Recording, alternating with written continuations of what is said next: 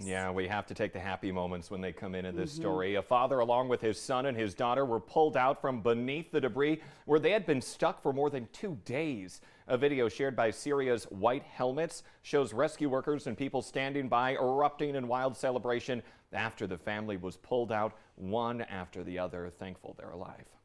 6:51 now on our fast track. Time for a look at our storm team forecast with meteorologist Lisa Green. Good morning. Good morning. Today, starting off with clear skies, sunshine, beautiful weather ahead of us for most of the day today, especially during these morning hours. You can see that sunrise happening on the eastern horizon here this morning in Fargo.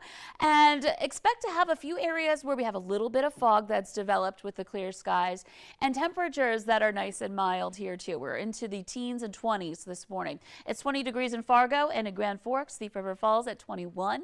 It's 22 in Bemidji and 19 in Detroit Lakes, 23 in Devils Lake. So clear skies out there for most areas. The exception is up along the Canadian border where we're looking at a few more clouds in that area. That's also where we're seeing some of our lowered visibility. There may even be a few flurries in that region, but most of us on the quiet side. But I want to point out toward Minot, there's that snow along the border, even a little pink on the map indicating that we may have some light, very light freezing drizzle. And of course, clouds with that too moving our way. So looking at the increased chances for a little bit of precipitation in the Devils Lake Basin starting afternoon and evening, and then that spreads east into tonight. Until then, looking great. Out at the bus stop for the kids, out at recess, it's looking great. This morning, the wait at the bus stop right around the teens to 20 degrees again, and some sunshine once that sun is up. And then looking at the afternoon, 35 degrees in Fargo this afternoon. So getting kind of sloppy on the roads and sidewalks, but nice and sunny and bright.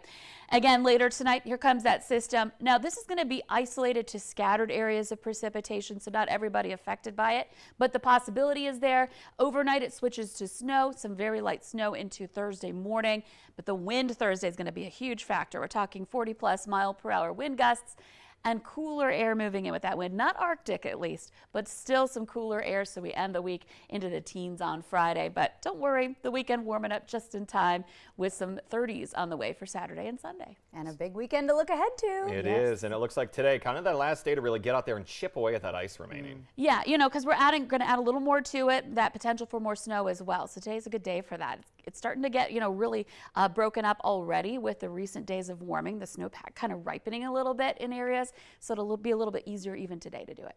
Okay, we like that. Lisa, thank you. A former priest with the Fargo Diocese who's accused of sex crimes is now facing new charges in another county.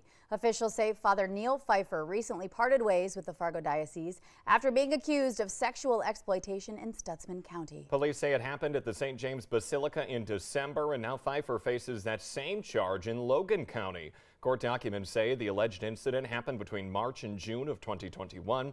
Pfeiffer was removed from active ministry on January 14th. Undetermined cause, that's going to be the official word on that massive fire at the CHS grain elevator in Edgeley, North Dakota. Take a look at the flames. The fire started November 11th and burned for days. Investigators now say there are no signs of foul play at this time. The Animal Humane Society in Morrison County, Minnesota is caring for 56 animals that they rescued from a home near Motley.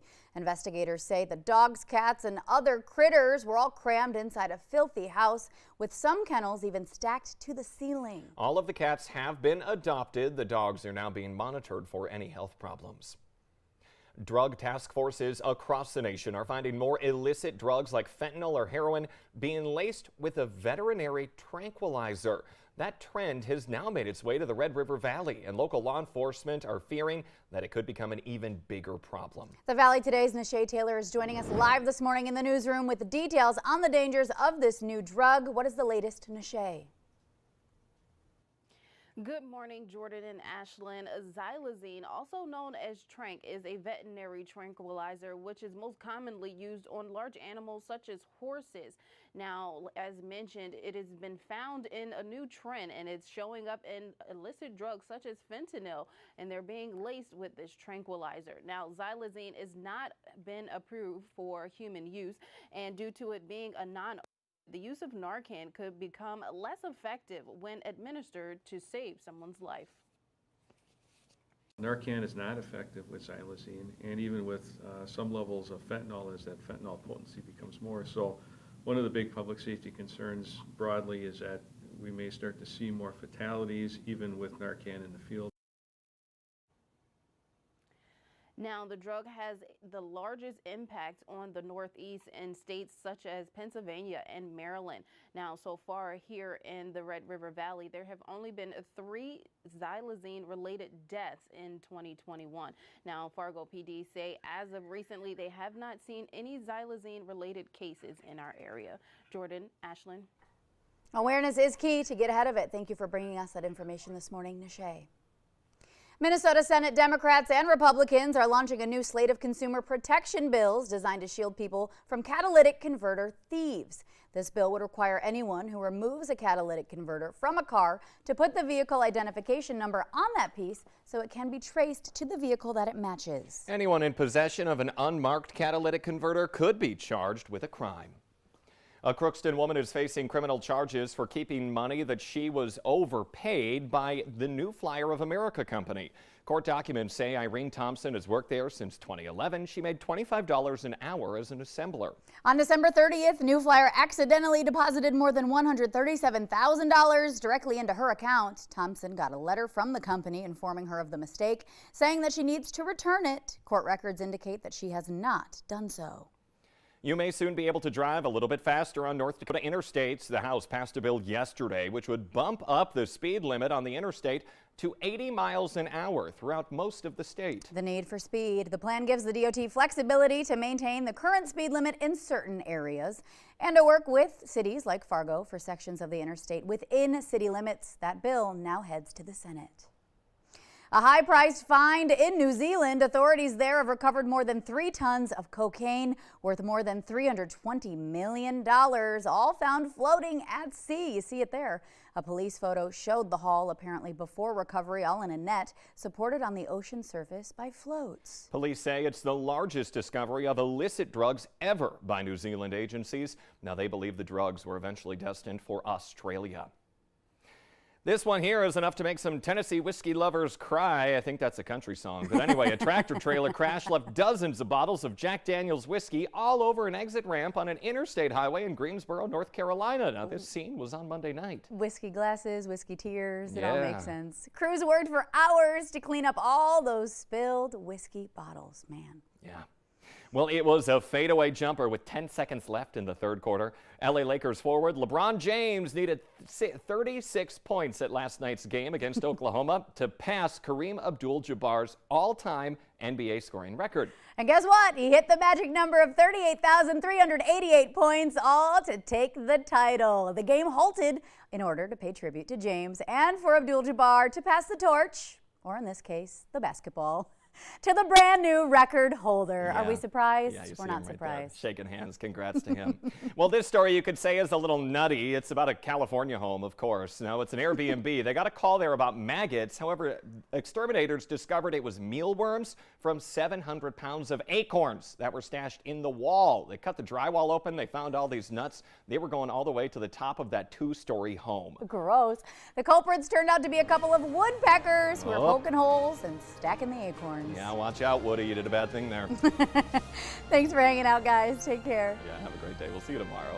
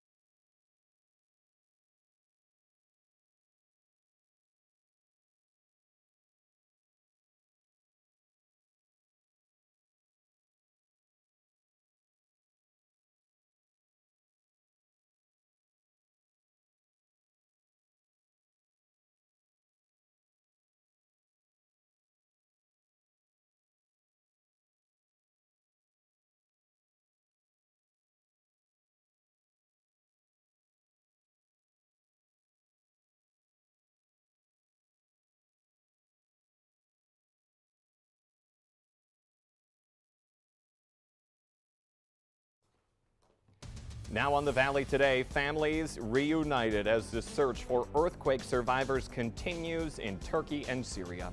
Plus, North Dakota is looking to pass legislation to crack down on hate crimes within the state. Also ahead this morning, former Twitter executives sent to take the stand this week in a case that dates back to 2020. And this morning, we're waking up to some decent temperatures out there. And we got a nice little peek of the sun as it slowly rises here. Good morning, everyone. It is Wednesday, February 8th, 2023. The Valley Today starts right now. This is the Valley Today on Fargo CW. Good morning, everyone. Thank you for joining us at the 7 o'clock hour here on the Fargo CW. I'm Jordan Schreier. It is a very beautiful sky for us as we look to the east this morning. And to see what the sky has in store for our weather, we want to head on over right away to meteorologist Lisa Green. Morning, Lisa. Good morning. Well, we are looking at some good conditions for today. Later on, though, things will be changing. So we're going to get into the details on that. But until then, enjoy this. It's beautiful out there. Temperatures are mild, below freezing, though. So again, we've locked up that frozen or that melting that we had yesterday into more frozen spots out there this morning. So watch out for icy patches. It's 19 degrees in Fargo, 20 in Grand Forks, Devils Lake, a milder 24, Jamestown, 27 degrees, and some low 20s for Detroit Lakes and Bemidji. So a decent foundation to build off of as far as warming today. And the wind is out of the south, not very strong, but out of the south, helping to keep that milder air moving in. There are some areas where we've been dealing with fog and low visibility. Not many, but some patchy spots that are pretty bad and can do. We're down to 0 for visibility right now. And then over to the east as well. We're at 7 miles in Badette. Not so bad there. Earlier this morning, Wadena was less than a mile. We're now at 10. So that's a really big improvement. Nice to see that. And we're looking at the Southern Valley looking a little bit better than that one pocket up to the north and west. Here's a look at your radar and satellite map. Quiet, clear, a few clouds up along the Canadian border. And we'll be watching for more clouds to move in as we head into the afternoon and into the evening, bringing along with it the possibility for a little bit of light freezing drizzle and or snow. And in fact, this little one right here along the international border approaching our viewing area not too long from now this morning. So not